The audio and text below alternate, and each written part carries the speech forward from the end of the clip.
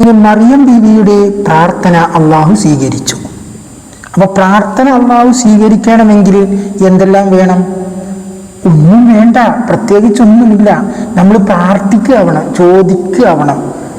നമ്മൾ തമാശക്ക് ഒരാളോട് എന്തെങ്കിലുമൊക്കെ ചോദിച്ചാരെങ്കിലും തരുമോ? നമുക്ക് വളരെ പ്രയാസമാണ് കുറച്ച് പൈസക്ക്.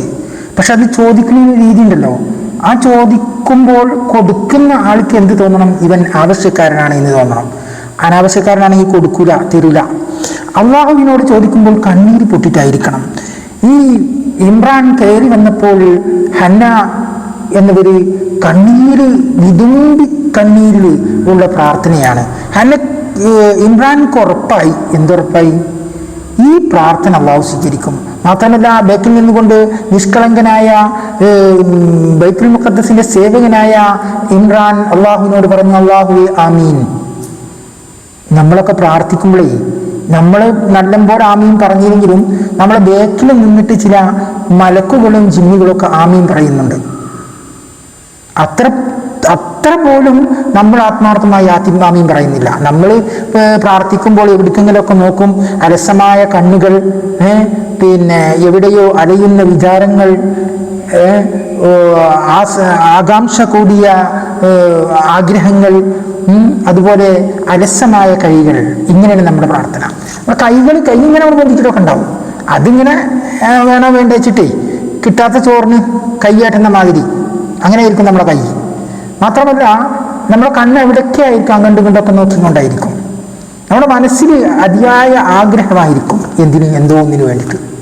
എന്നാൽ ഈ ചോദിക്കുന്ന ആളാണ് തരാനുള്ളതെന്ന് നമുക്ക് വേണം, വിചാരം വേണം. ആ വിചാരം നമുക്ക് ഉണ്ടാവില്ല. ഏതായാലും മറിയം ബീവി റളിയല്ലാഹു ഹന്ന എന്നവര് ഗർഭിണിയായി. ഹന്ന റളിയല്ലാഹു അൻഹ ഗർഭിണിയായി. മഹദിയാണേ.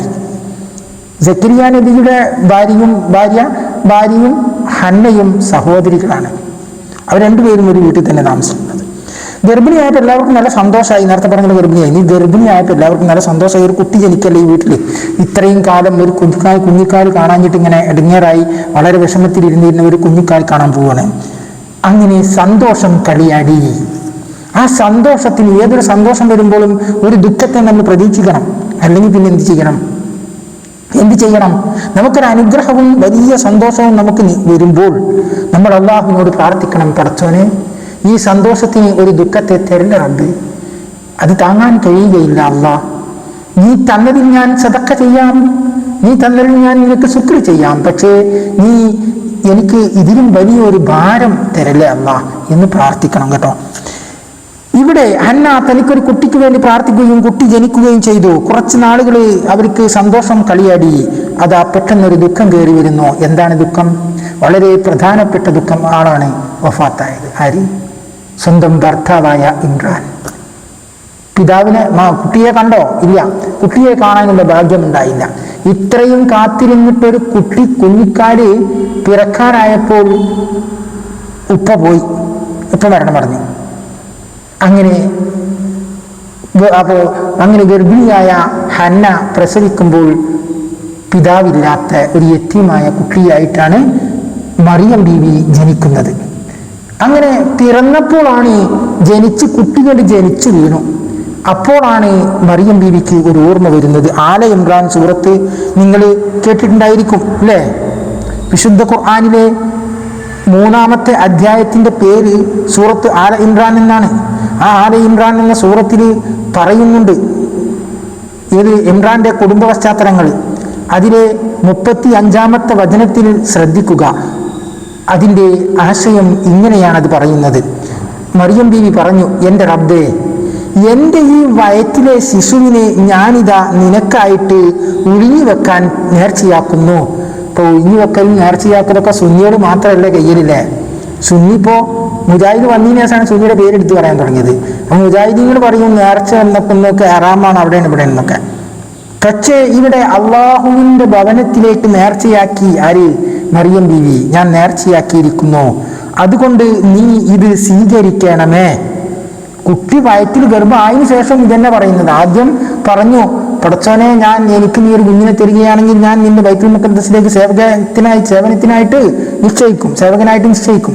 ഇപ്പോൾ വയറ്റിൽ കുഞ്ഞായപ്പോഴും പറയുന്നത് തന്നെ ഒന്നും കൂടി ആവർത്തിക്കുകയാണ്, അതിനെ പരിശുദ്ധ ഖുർആൻ എടുത്തു പറയുകയാണ്. അപ്പോൾ ആ ആത്മാർത്ഥത കാത്തു സൂക്ഷിച്ച ബീവിയുടെ മാനസികാവസ്ഥയെ അല്ലാഹു തആല അവന്റെ പരിശുദ്ധ ഖുർആനിലൂടെ നമുക്ക് എടുത്തു കാണിച്ചു തരികയാണ്. അതുകൊണ്ട് നീ സ്വീകരിക്കണമേ അല്ലാഹ്, തീർച്ചയായിട്ടും നീ മാത്രമാണ് നന്നായിട്ട് കേൾക്കുന്നവനും കാണുന്നവനും എന്ന് ഇമ്രാന്റെ ഭാര്യ പറഞ്ഞ ആ സന്ദർഭം പരിശുദ്ധ ഖുർആൻ വിവരിക്കുകയാണ്. തൊട്ടടുത്ത വചനത്തിൽ മറ്റൊരാശയം കൂടി പറയുന്നുണ്ട്. പ്രസവം കഴിഞ്ഞപ്പോൾ ബീവി പറഞ്ഞ ഒരവസ്ഥ, അതാണ് അടുത്ത ആയത്തിൽ പറയുന്നത്.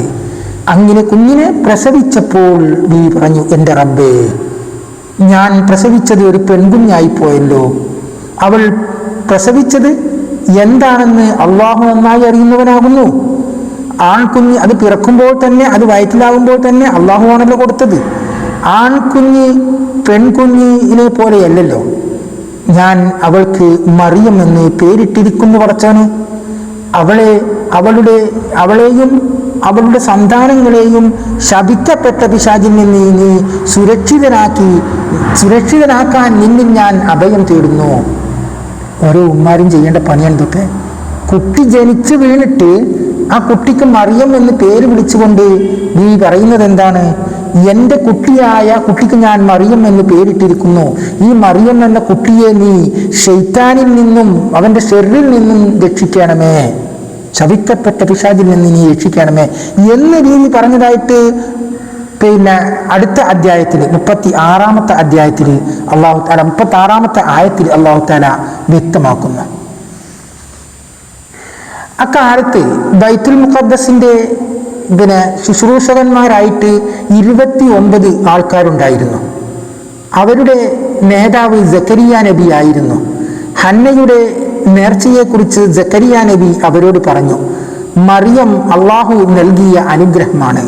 ആ കുഞ്ഞിൻ്റെ സംരക്ഷണം ഏറ്റെടുക്കാൻ 29 പേരും സന്നദ്ധരാവണം എന്ന് പറഞ്ഞു. അതവർ ശിരസാഹ്വാനിച്ചു. എല്ലാവരും അംഗീകരിച്ചു. വിശുദ്ധ ഖുർആനിലെ 3-ാമത്തെ അധ്യായത്തിന്റെ പേര് സൂറത്ത് ഇമ്രാൻ എന്നാണ്. ആ ഇമ്രാനി എന്ന സൂറത്ത് കൂടാതെ പിന്നെ മറിയം ബീവിയുടെ പേരിൽ സൂറത്ത് മറിയം എന്ന് പറയുന്ന ഒരു സൂറത്തന്നെ അല്ലാഹു തആല നൽകിയിട്ടുണ്ട്.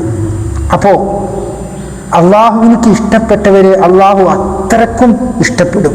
എത്രത്തോളം അള്ളാഹുവിന് ഇഷ്ടപ്പെടുന്നു, അവൻ്റെ ലോകൈക ഗ്രന്ഥമാണത്. ആ ഗ്രന്ഥത്തിലാണ് പറയുന്നത് ഈ മറിയം എന്ന കുട്ടിയെക്കുറിച്ച്. ഈ പ്രാർത്ഥനയുണ്ടല്ലോ, അത് സകല മുസ്ലിങ്ങൾക്കും ഒരു പാഠമാണ്.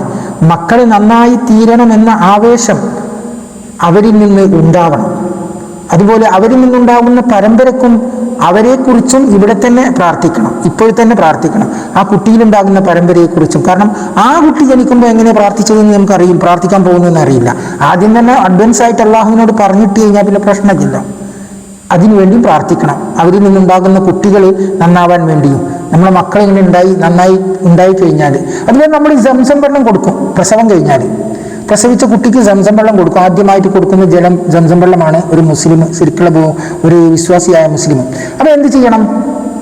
ഈ മറിയം ബീവി പറഞ്ഞ നെയ്യത്തുണ്ടല്ലോ, പടച്ചോനെ, പിശാചിൽ നിന്നും സർവ്വമാരക രോഗത്തിൽ നിന്നും സർവ്വ മനസ്സിൻ്റെ മ്ലേച്ഛമായ രോഗങ്ങളിൽ നിന്നും ഈ കുട്ടിയെ ഈ പരിശുദ്ധ ജലത്തിൻ്റെ ബർക്കത്ത് കൊണ്ട് നീ രക്ഷിക്കണമേ റബ്ബേ.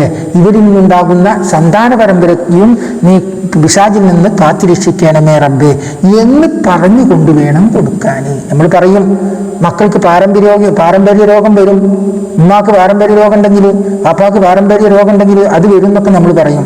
ഇവിടെ മറിയം ബീവിയുടെ പ്രാർത്ഥന അതേപോലെ നമ്മൾ പറഞ്ഞിട്ട് ഒരു തുള്ളി സംസം വെള്ളം കൊടുത്താൽ ഒന്നും വരില്ല. എനിക്ക് അനുഭവമുണ്ട്, അതുകൊണ്ടാണ് ഞാൻ പറയുന്നത്.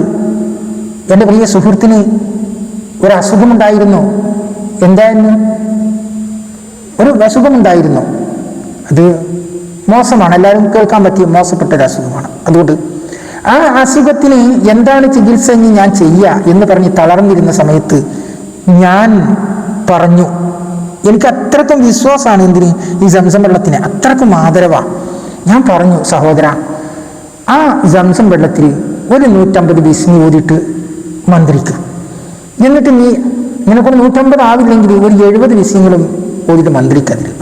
എന്നിട്ട് നീ ആ വെള്ളം കുടിക്ക്.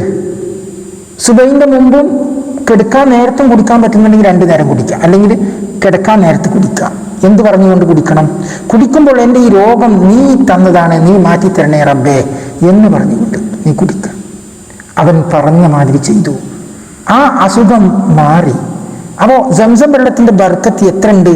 അപ്പോൾ അവനക്കത് ആവശ്യക്കാരനാണ്, അതുകൊണ്ടാണ് അങ്ങനെ മാറിയത് അസുഖം. നമ്മൾക്ക് ഒരു അല്ലാഹു തആല നമുക്കൊരു രോഗം ഉണ്ടെങ്കിൽ അപ്പത്തെ എന്തെങ്കിലും നമുക്കൊരു വിഷയം ഉണ്ടെങ്കിൽ അതിന് അപ്പത്തെ നമുക്ക് പരിഹാരം മുമ്പിൽ കാണിച്ചു തരും. അത് നമ്മൾ തിരിച്ചറിയണില്ല, അതാണ് നമ്മുടെ പ്രശ്നം.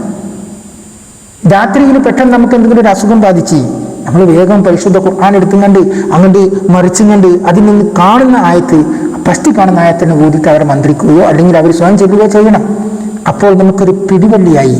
ഒരു നിലമില്ലാത്ത വെള്ളത്തിൽ ചാടിയാൽ നമുക്ക് പിടിക്കാനൊരു സാധനം കിട്ടണമല്ലോ, ആ പിടുത്തം കിട്ടി, ഇനി നമ്മൾ രക്ഷപ്പെടും. അതൊക്കെയാണ് പോയിന്റ്. ഏതായാലും ഇതൊക്കെ ഇങ്ങനെ പറയുമ്പോൾ നമുക്ക് നമ്മുടെ കഥ കുറെ വഴുകി പോകും അല്ലേ? ഇൻഷാ അല്ലാഹ് 3-ാമത്തെ എപ്പിസോഡിൽ വീണ്ടും കഥ തുടരുന്നതാണ്.